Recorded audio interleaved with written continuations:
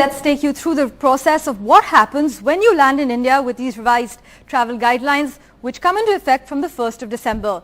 Now, before we get to the do's and don'ts, let's take you through the nations from where travelers would need to follow additional measures on arrival in India. Now, this includes the European countries, the United Kingdom, South Africa, Brazil, Bangladesh, Botswana, China, Mauritius, New Zealand, Zimbabwe, Singapore, Hong Kong and Israel.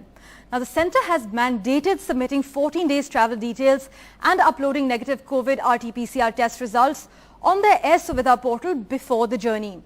The revised guidelines will supersede earlier ones issued on and after the 11th of November.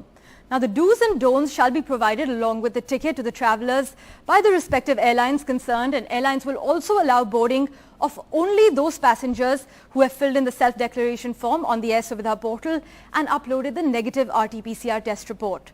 This test should have been conducted within 72 hours before taking the journey. Now, at the time of boarding the flight, only asymptomatic travellers will be allowed to board after thermal screening. The travellers from countries at risk will need to take COVID-19 tests post-arrival and wait for results at the airport, the Health Ministry has specified. If the test is negative, they'll follow home quarantine for 7 days, retest on the 8th day, and if negative again, they will further self-monitor for the next 7 days. However, if incoming travellers test positive, their samples will be sent for genomic testing.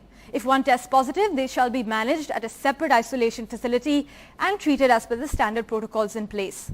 Now, contacts of such positive cases should be kept under institutional quarantine or at home quarantine monitored strictly by the state governments concerned, the Health Ministry has specified. The government also said that travellers from countries excluding those countries at risk will be allowed to leave the airport and shall self-monitor their health for 14 days. Crucial to note that a subsection, which means around 5% of total flight passengers, shall undergo post-arrival testing at random at the airport on arrival, the Health Ministry statement added. A declaration with respect to the authenticity of the COVID-19 test report will also be required, and just a word of caution, manipulated reports will make the passenger liable for criminal prosecution.